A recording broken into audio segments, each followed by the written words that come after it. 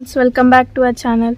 So ఈరోజు అయితే మనం ఎంతో ఈజీగా టేస్టీగా ఉండే వంకాయ పెరుగు పచ్చడి ఎలా చేసుకోవాలో చేద్దాం. మేమైతే ఇలాంటి వంకాయతో చేస్తున్నాం. ఇది చాలా వెరైటీ ఉంది కదా, ఇంతకుముందుకు ఎప్పుడైనా చూసారో లేదో కామెంట్ చేయండి. ముందుగా ఒక వంకాయ, ఇలాంటి వంకాయని తీసుకొని కట్ చేసుకోవాలండి. ఇలా మీకు చూపిస్తున్నట్లు రౌండ్గా కట్ చేసుకోవాలి. ఈ కట్ చేసుకున్న వంకాయలని ఇప్పుడు మనం మ్యారినేట్ చేసుకుందాం. దీంట్లోకి కారం వేసుకోండి. మేమైతే ఒక స్పూన్ వేసుకుంటున్నాం.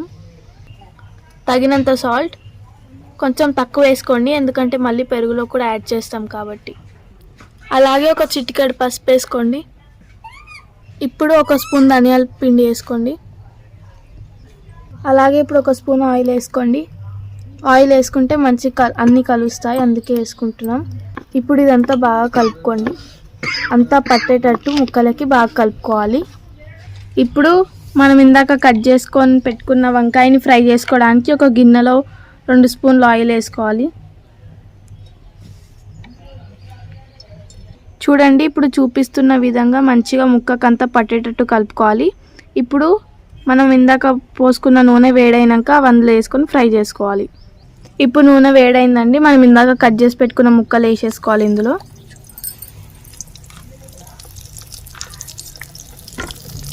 అంతా ఒకసారి మంచిగా కలుపుకోండి. ఇలా మంచిగా అన్ని ముక్కలు వేపుకోవాలండి. చూడండి, మనం కట్ చేసుకున్న వంకాయలను అయితే ఇలా ఫ్రై చేసుకోవాలి. ఇలా మంచిగా 2 సైడ్స్ మొత్తం కుక్ చేసుకోవాలి. చూడండి, ఇక్కడ మేమైతే 1/2 లీటర్ పెరుగు తీసుకున్న పెరుగుని మంచిగా చిలుక్కోవాలి. కొంచెం వాటర్ వేసుకొని ఈ కన్సిస్టెన్సీ వచ్చే వరకు కలుపుకోవాలి. ఇప్పుడు తాలింపు వేసుకోవడానికి గిన్నెలో 2 స్పూన్స్ ఆయిల్ వేసుకోవాలి. ఇప్పుడు నూనె వేడైనాక ఒక స్పూన్ జీలకర్ర వేసుకోవాలా. అలాగే 2 స్పూన్లు ఆవాలు. ఇది మంచిగా వేగినాక ఒక చిన్న సైజు ఆనియన్ని సన్నగా తరిగి వేసుకోవాలి. ఇక్కడ మీకు కనిపిస్తున్న విధంగా తరుక్కోవాలండి. మంచిగా కలుపుకోండి ఒకసారి. సన్నగా కట్ చేసుకున్న పచ్చిమిర్చిని వేసుకోవాలి. అలాగే 2 రెమ్మలు కరివేపాకు కూడా వేసేసుకోండి. అంతా మంచిగా కలుపుకోండి. ఇప్పుడు ఇందులోకి ఒక 1/2 స్పూన్ పసుపు పచ్చివాసన పోయి మంచిగా వేగే వరకు కలుపుకోండి. ఇందాక మనం వేసుకున్న తాలింపు ఇప్పుడు పెరుగులోకి వేసేసుకోవాలి. ఇప్పుడు ఇందులోకి రుచికి సరిపడ ఉప్పు వేసుకోండి. అంతా మంచిగా కలిసేటట్టు కలుపుకోండి ఒకసారి. ఇప్పుడు ఇందులోకి మనం ఫ్రై చేసి పెట్టుకున్న వంకాయ ముక్కలు ఒకటొకటి వేసేసుకోండి.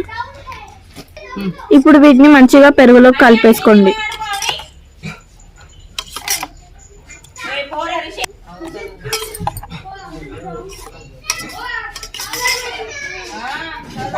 చూడండి, ఇలా సింపుల్గా టేస్టీగా వంకాయ పచ్చడి ఎలా చేసుకోవాలో చూసారు కదా. మీరు కూడా ట్రై చేసి ఎలా వచ్చిందో కామెంట్ చేయండి. మా ఛానల్ని కనుక సబ్స్క్రైబ్ చేసుకోకపోతే సబ్స్క్రైబ్ చేసుకోండి. Like, share our video. Thank you for watching.